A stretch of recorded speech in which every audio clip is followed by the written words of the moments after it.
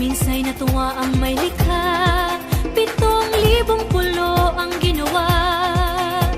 Mga hiyas na inilatag sa malasutlang dagat. At ang bayan niyang pinili, nasa dulo ng bahaghari.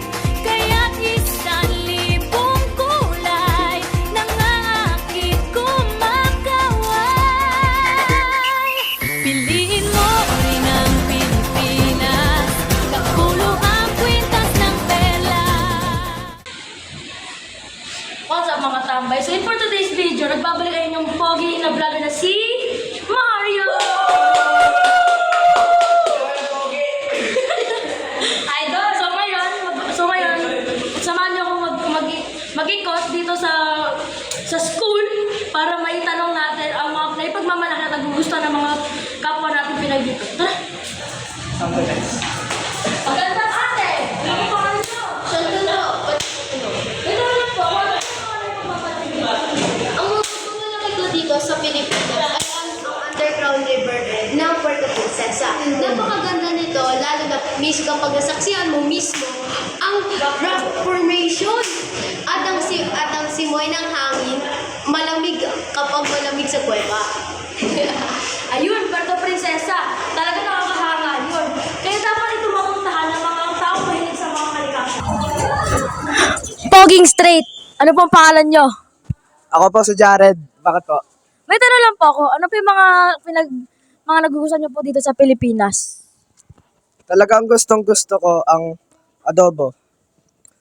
Sobrang malasa ito, lalo na kapag matagal na pinagalo ang toyo, suka, bawang at pampalasa. Napakasarap nito, lalong-lalo na kung may mainit kang kanin. Tama yun, Kuya Jared. Ang adobo ay isa sa pinakamasarap na lutong Pinoy. Ito rin ang putahe ng ating Pilipino. Hi po, kuya. Bago ka pa lang dito. What did you say? Foreigner yan! Foreigner. Anong paborito mo dito? What is your favorite here in the Philippines? My favorite place is Boracay. Kasi, ang maganda yung sinado dun.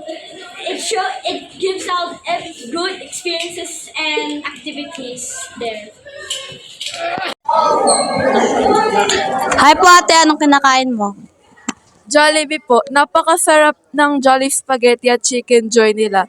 Yung Chicken Joy nila ay crispy sa labas at juicy sa loob.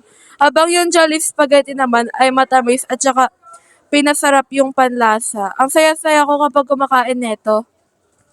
Okay. Talagang masarap yung Jollibee. Kaya pala, ang haba-haba ng pila dito.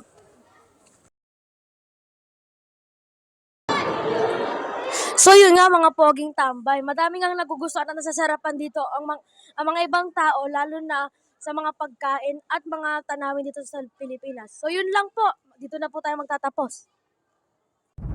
Isigaw mo sa hangin, tumindig at magsilbi.